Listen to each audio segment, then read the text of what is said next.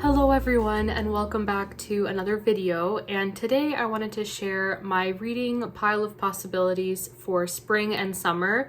I have a very long list of books that I will try to be picking from throughout the next several months, from now until the end of August, even September.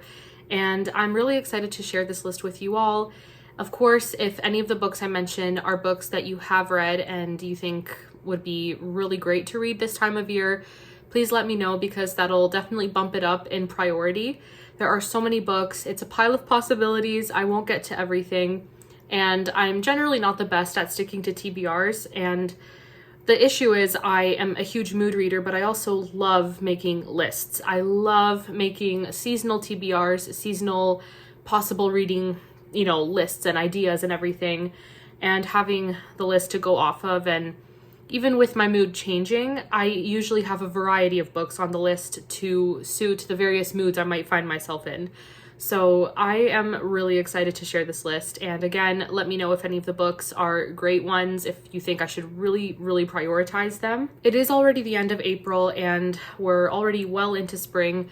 In Ontario, spring doesn't really feel like spring until about now and even into May. So I still felt like it was just too miserable outside to really get into the spring spirit for quite a while, into March and April. And I finally feel like we're catching up and we have flowers blooming in the backyard, and it's just been wonderful. It is beautiful outside. It's sunny today again. It's just been so lovely and I love it so much. I'm in the mood to wear dresses again, and I'm just so excited for the warmer weather. It is a very long list, like I was saying, and I did try to pick books off of my physical TBR and books that I also have on Kindle.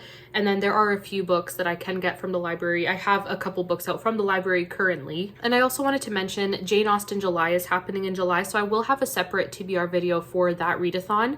Jane Austen July and Victober are the only 2 months of the year where I really do a dedicated, I guess, pile of possibilities or TBR for the specific month rather than a seasonal reading possibility list. But I will have a completely separate video for that readathon.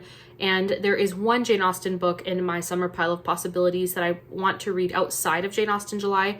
So I will mention that, but anything else that I own on my shelves that is Jane Austen related, I am hoping to save for Jane Austen July.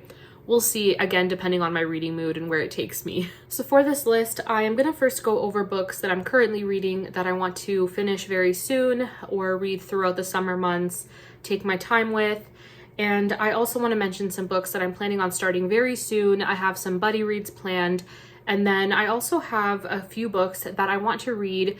It's more of a possibility list, of course, because I cannot stick to a TBR, of books that I want to read for a readathon happening in May called the May Flowers Readathon. This readathon is hosted by Rebecca from Rebecca of Sunnybrook Farm, and I'll have her channel linked below. She is lovely and has such a beautiful presence on BookTube, and I just love the coziness of her channel. And she's hosting this readathon, and all you have to do is read a book that has flowers on the cover. Very simple, But with me, nothing is simple, so I took as many books off my shelves that have flowers on the cover as I possibly could.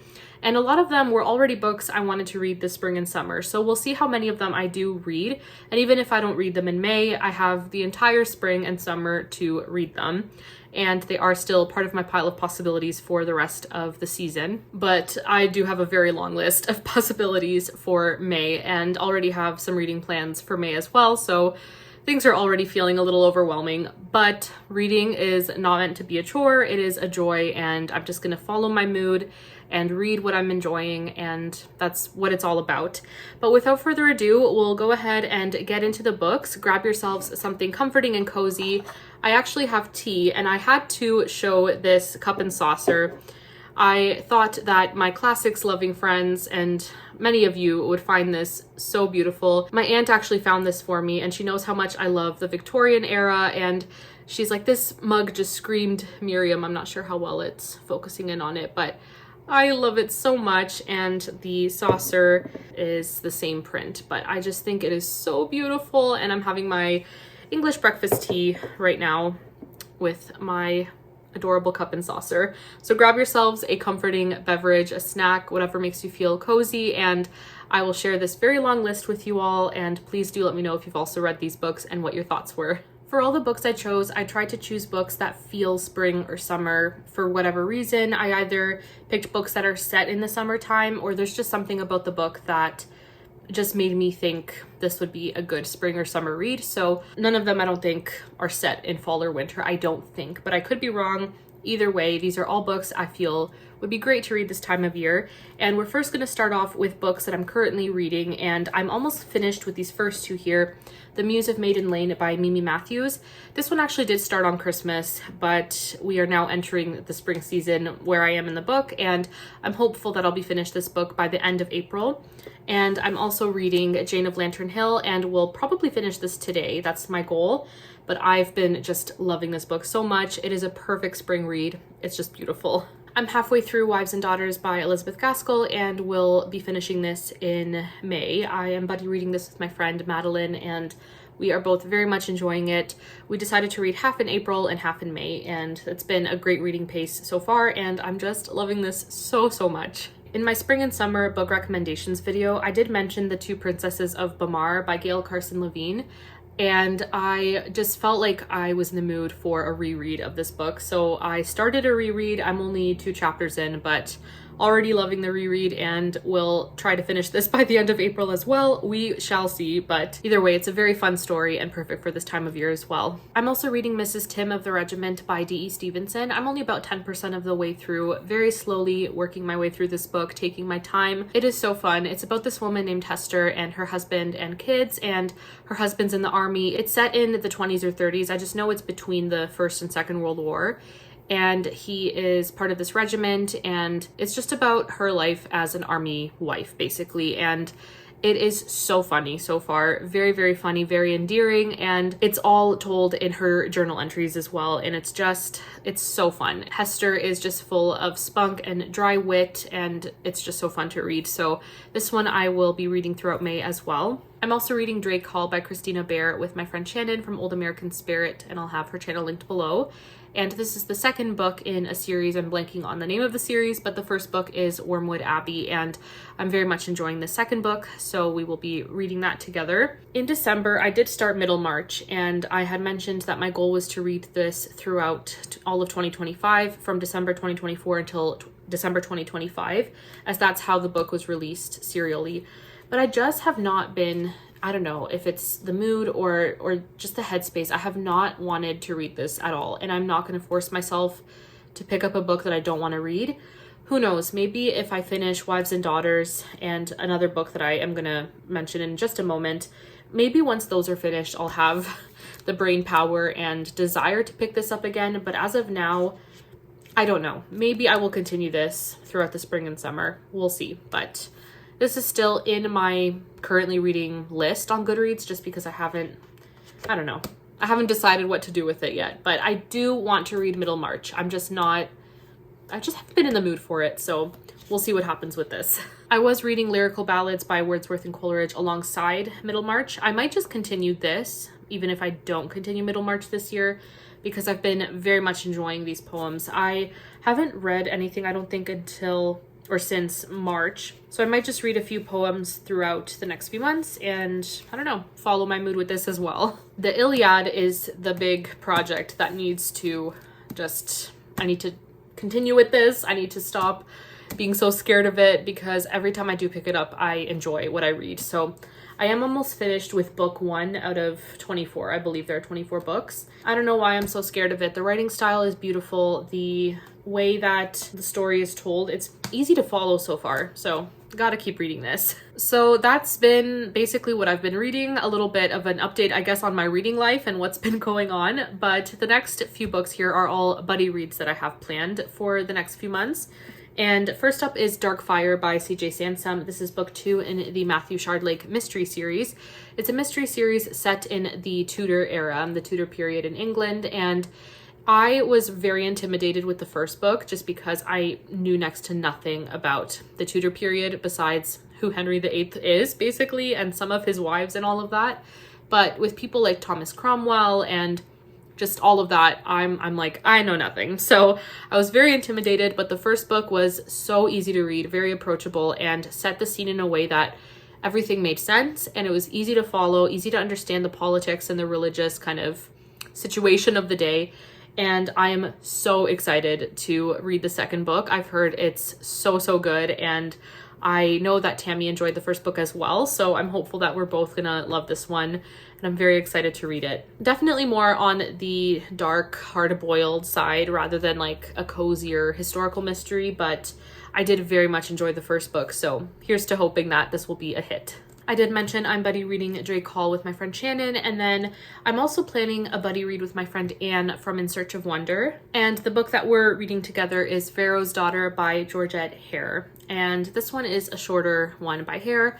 I know nothing about it, but it says, Max Ravenscar is a renowned gamester. The first to admit he is entirely void of a romantic disposition, he regards all eligible females with indifference and unconcern. But then he meets the woman his young cousin is bent on marrying, the beautiful Deborah Grantham, who also happens to be the mistress of her aunt's gaming establishment.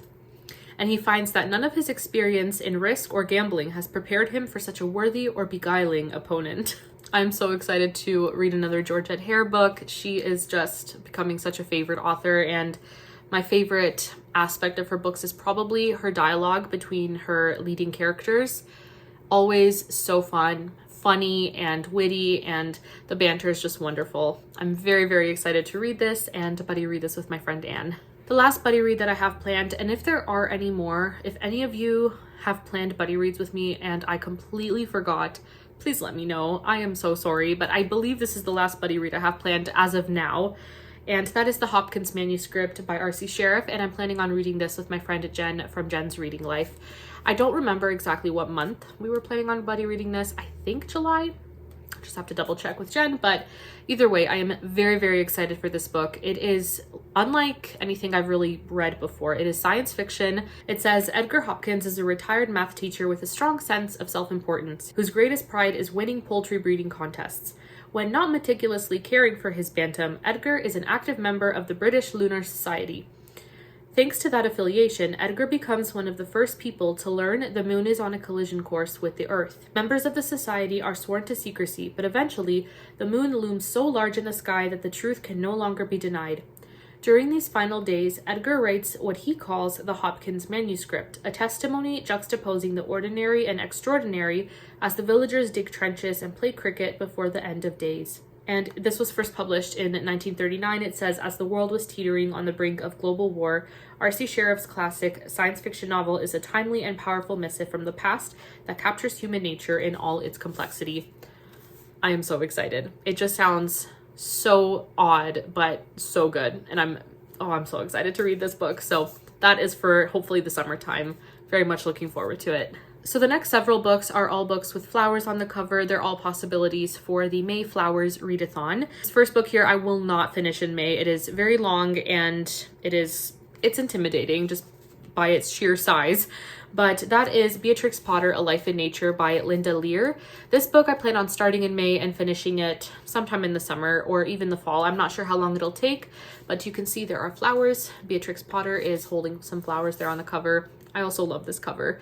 But this is just a biography about Beatrix Potter. I've heard it's one of the best, and it's very comprehensive and well written, and I'm very excited to read it. So I'm planning on starting this in the month of May, and we'll see how long it takes me to read it, but I'm very excited. And it also is full of images and pictures of Beatrix throughout her life. I am very intrigued, very excited to read this. I do find Georgette Hare is an author I reach for more in the spring and summer, and this other book here by her, I did mention Faro's Daughter, but this book here, Bath Tangle, is another one that I own that I have not read by her that has flowers on the cover, so I thought this would be a great option as well. I won't read the summaries for all of these books, otherwise we'll be here all day, but it's a Regency romance, one that I'm sure I would enjoy, so Georgette Hare, Bath Tangle, we'll see if I get to that one. An author that I've found, I'm not sure how I feel about her. I love her writing style so much. She has such a beautiful way with words, but I just have found her stories to be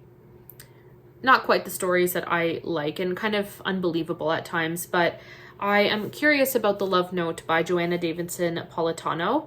I have heard great things, and it has flowers on the cover. It's about a woman in the 1800s who wants to be in medicine, and she finds this never opened love letter in an old writing desk, and it sends her on this quest, finding different clues and things like that. Laced with mysteries large and small, this romantic Victorian era tale of love lost, love deferred, and love found is sure to delight.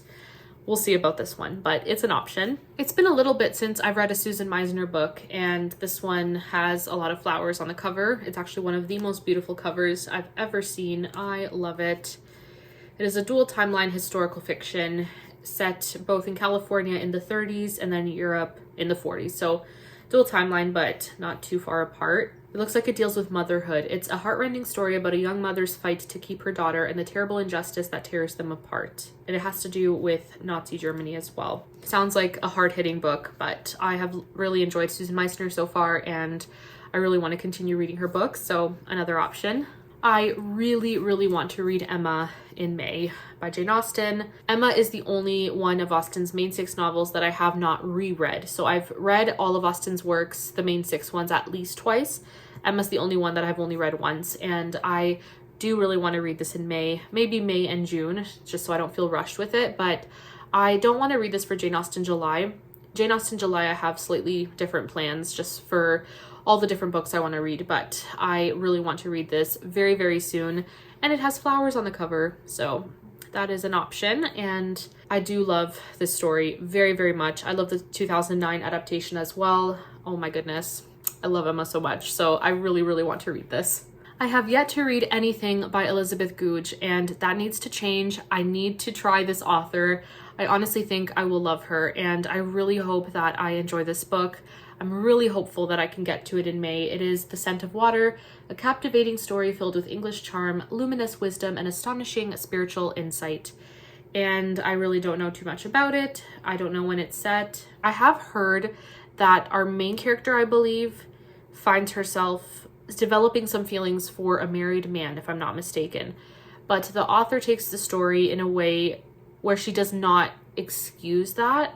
I don't know too much about how she deals with that story. I just know and trust the various people that I am friends with, that I follow on Goodreads, and people that I know who have read this book, all of whom said that the author really did a good job telling the story, and it is from a, I guess, Christian worldview as well. I'm not sure what I'll think. I have no idea, but I hope that I love this. I really hope I do. At the very least, I hope I love the writing style, and that it inspires me to try some more of Elizabeth Goudge's works. There are a lot of books that she's written, so we shall see. Flowers on the cover, we'll see if I get to it. Another option would be Cypress by Agatha Christie. It is the only unread Christie on my shelves currently that has flowers on the cover, so thought I would pull it off my shelves. We've got some roses, and it's kind of a sinister looking collection of roses there, but I don't know really anything about this, and I generally like going into Agatha Christie fairly blind, so we'll see. If I find myself in the mood for middle grade, I thought that The War That Saved My Life might be a good option. There are some wildflowers just there, very small, but it is an option. It is set in World War II, I believe. And it has to do, and I'm completely blanking on the name of like the operation. It's Operation something, where children in London were sent out to the countryside to basically get them away from the main action of the war, if you will, or to send them away from where a lot of bombs were being dropped and whatnot in World War II. And it's about Ada and I believe her brother who are shipped out, and they kind of have a found family moment, I believe. So looks like it's a Newbury honor book. I've heard great things. We'll see if I read that one. I have 3 more books here that all have flowers as well. We have Shady Hollow by Juno Black, a book that I've owned for quite a while now and still haven't read. A cozy mystery with talking animals, and I think in chapter 1 it says that it starts in August. So the first sentence of chapter 1 is, "One lovely dawn in late August, the sun was cresting the top of the distant hills to pour its golden light over the forest." I don't know how seasonal this book is, but it doesn't really matter. It just sounds so fun and cozy and like a really good one. So I will try to get to this one if I can, but it sounds so fun. I would love to continue the Emma M. Lyon series. Volume 4 is next up on the list, and there are flowers on the cover. I was planning on reading this in May anyway, so this is perfect. And then a book I have out from the library currently is A Noble Masquerade by Christie Ann Hunter, and there are just some flowers here at the bottom, around at the top as well. But this is a Regency era romance. I believe it's Christian fiction, and I've heard it is hilarious. I have very high hopes, and I generally have very high expectations for Christian fiction, Christian historical, Christian romance. I've just become very picky, so I'm very, very hopeful. I hope that if I read this, that I love it. Fingers crossed. We'll see. So those books with flowers, it's just a pile of possibilities. I will not get to everything, but I would love to know if you think I should prioritize some. Please let me know. It'll definitely encourage me and help me kind of narrow down what I should read. But I do have a lot of other books that I'm hoping to read in June, July, August, sometime in the next few months. We'll see if I get these read. If not, that is okay. We'll see what happens. I have 2 Shakespeare plays here that I really, really want to read. This first one, I need to read it in May because I will be seeing a production of it, and I'm so excited, but I will be seeing that in early June, so I really need to get this read in May. And that is The Winter's Tale, and I don't care that it's a wintry one. I don't even know if it's wintry. It does have winter in the title, so I was hoping to read this in the winter time. Did not get around to it.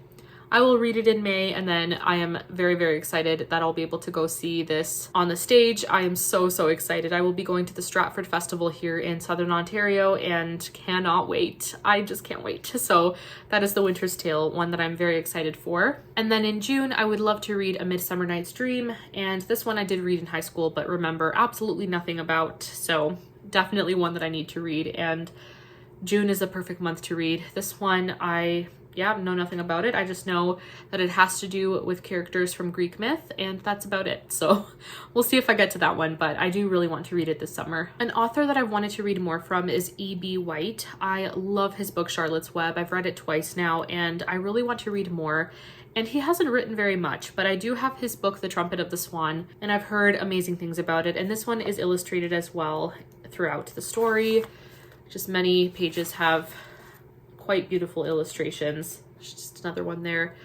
I don't know really what this is about, but it just says, Louis is a trumpeter swan, but unlike his 4 brothers and sisters, he can't trumpet joyfully. In fact, he can't even make a sound. And since he can't trumpet his love, the beautiful swan Serena pays absolutely no attention to him. Louis tries everything he can think of to win Serena's affection. He even goes to school to learn to read and write, but nothing seems to work. Then his father steals him a real brass trumpet. Is a musical instrument the key to winning Louis his love? That just sounds so sweet, so that is an option. I would also love to continue the Poldark series. I have read Ross Poldark and Demelza, the first 2 books, and the 3rd book is Jeremy Poldark, and I was a huge fan of the show. I really hated the last season, but I did love the first few seasons, and I just have been taking very long breaks in between books, and I don't know why. I really loved the first 2 books, so we'll see if I get around to reading this one, but something about the 1700s Cornwall seaside setting just screams summer to me, so I will try to read this summer. We shall see, but that is Jeremy Poldark. I also really need to read Voice of the Ancient by Connie Lynn Cassette. This book came out in 2023, and she's one of my favorite authors, my favorite biblical fiction authors, and the third book in the series, this is the first book, and the third book is coming out this August. So I'm not sure if it's the last book. I don't know if it'll be a trilogy or a series, but either way, if I read this and then the second book, which I also own, I can read the third book when it comes out, which I almost never do that anyway, but maybe. We'll see what happens. But I do love this author, and this one, I don't even know when it's set. Okay, so it looks like this one is actually set right after Saul is crowned king. So he was the king in the Bible before King David, who basically everyone knows who King David was, but Saul was the first king of Israel, and it looks like that's when this is set, and it's a coming-of-age story of this young man who is both half Levite, half Philistine, and it looks like there is most likely going to be a romance as well, but she writes great biblical fiction, and I'm very, very excited for this. There's another author that I need to read more from. I've read one book by her and really enjoyed it, and I just don't know why I haven't continued picking up more of her books, and that is Mary Stewart, and I do own another book by her called Madam, Will You Talk? Mary Stewart wrote in the, I think, mid-20th century, if I'm not mistaken.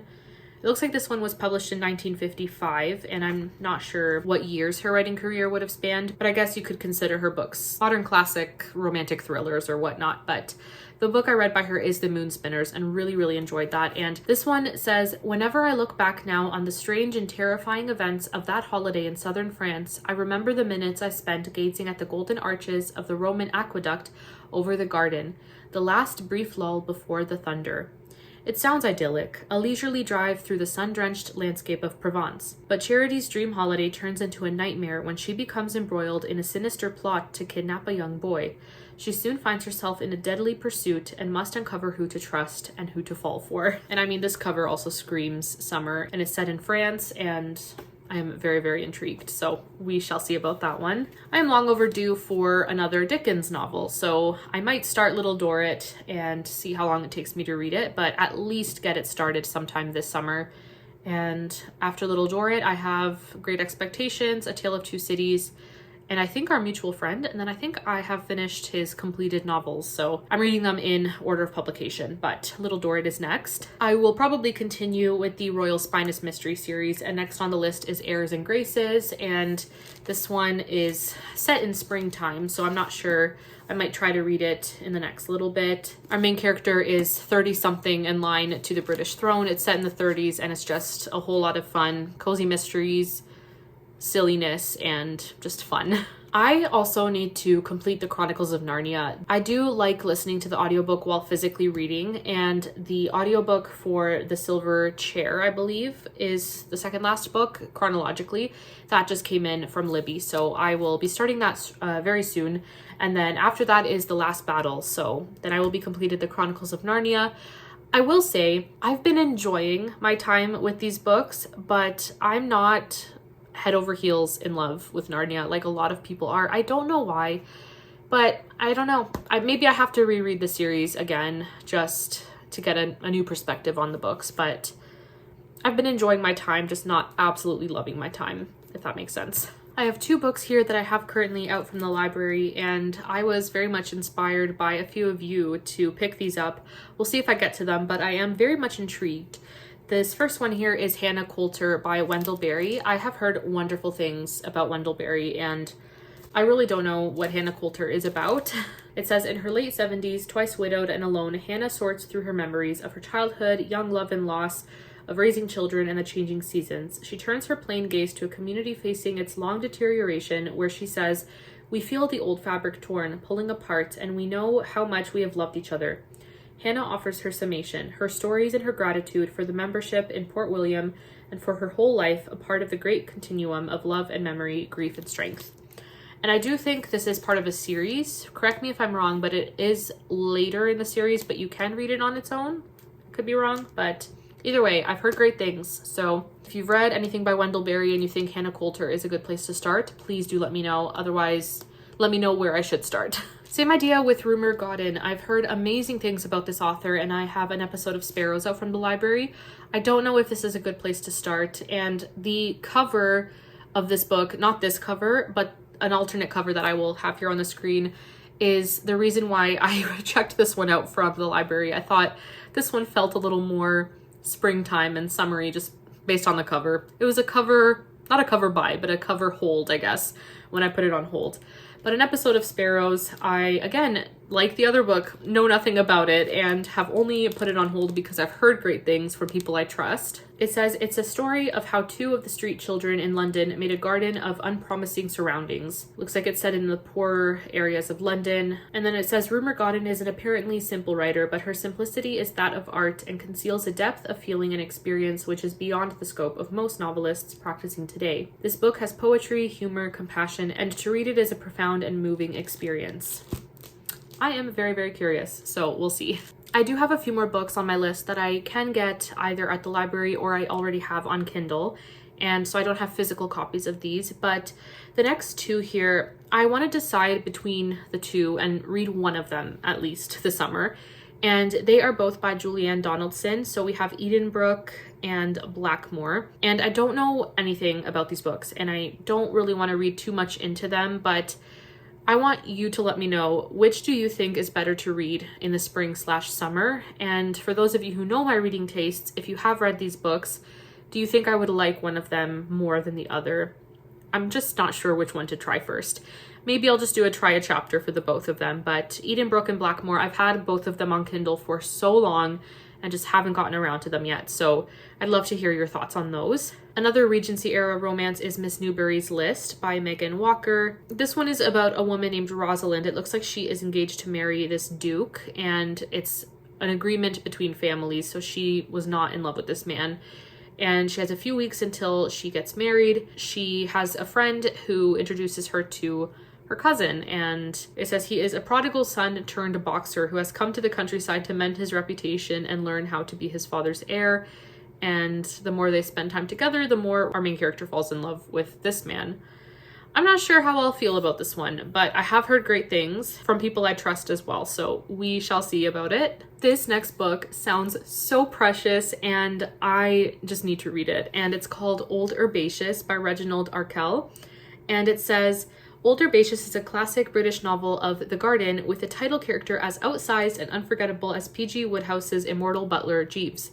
Born at the dusk of the Victorian era, Bert Pinniger, an awkward orphan child with one leg a tad longer than the other, rises from inauspicious schoolboy days spent picking wild flowers and dodging angry farmers to become the legendary head gardener Old Herbaceous, the most esteemed flower show judge in the county, and a famed horticultural wizard capable of producing dazzling April strawberries from the greenhouse and the exact morning glories his lady spies on the French Riviera, so blue it positively hurts. Sprinkled with nuggets of gardening wisdom, Old Herbaceous is a witty comic portrait of the most archetypal and crotchety head gardener ever to plant a row of bulbs at a British country house. I need to read this book. It sounds so great and so precious. 3 more books that I am hoping to read this summer, maybe July or August, because they feel very summery based on the titles or the covers. We have Summer by Edith Wharton, and I've heard this is a great summer read. I mean, the title says it all, and I don't want to know anything about this book going in. I read Ethan Frome by this author in the winter and loved it, and I want to go into this one blind as well, so summer is an option. Then we have Summers at Castle Auburn that I've had on Kindle for a while, and this is by Sharon Shin. It says, as a child, Coriel Helsing spent many glorious summers at Castle Auburn with her half-sister, and fell in love with a handsome prince who could never be hers. But now that she is a young woman, she begins to see the dark side of this magical place. This one I have heard great things too. I've heard it's a YA fantasy, but feels very medieval. I've heard this author compared to Robin McKinley. I haven't read anything by Sharon Shin, but I did read the Beauty and the Beast fairy tale retelling by Robin McKinley and loved it. So we'll see if I get to this one. And last but not least, I would love to read The Shell Seekers by Rosamund Pilcher. This one is, I mean, obviously the cover, there are seashells on the cover, and I believe it is actually set in the summertime. It says it's a novel of connection, the story of one family, mothers and daughters, husbands and lovers, and of the passions and heartbreak that have held them together for 3 generations. This magical novel, the kind of reading experience that comes along only once in a long while, is the perfect read, whether you're returning to it again or opening the cover for the first time. At the end of a long and useful life, Penelope Keeling's prized possession is The Shell Seekers, painted by her father and symbolizing her unconventional life, from bohemian childhood to wartime romance. When her grown children learn their grandfather's work is now worth a fortune, each has an idea as to what Penelope should do. But as she recalls the passions, tragedies, and secrets of her life, she knows there is only one answer, and it lies in her heart. I really loved Winter Solstice by this author and have not yet read anything else by her, so really need to read something else, and I've heard The Shell Seekers is great. And that is the final book on this outrageously long Pile of Possibilities list. But I do love a good long list to pick and choose from. I do have Goodreads links in the description box for each of these books as well if you were interested in looking them up on Goodreads, adding them to your TBR. All the links are there. And of course, let me know what your thoughts were on these books if you've read any of them. And if you think there are some books that should be on this list that you would really recommend to read in the summertime, you know my reading tastes, please let me know. But friends, thank you so much for hanging around, spending time with me today. I really enjoy putting together lists and sharing them with you all. I'm so glad we are entering the warmer months of the year. I am so over winter, so this is just perfect. I'm so excited. And I hope you're all having a wonderful, wonderful spring. If you're in the Northern Hemisphere, wherever you are in the world, I just hope you're having a wonderful day, and I will see you all in my next video. Bye.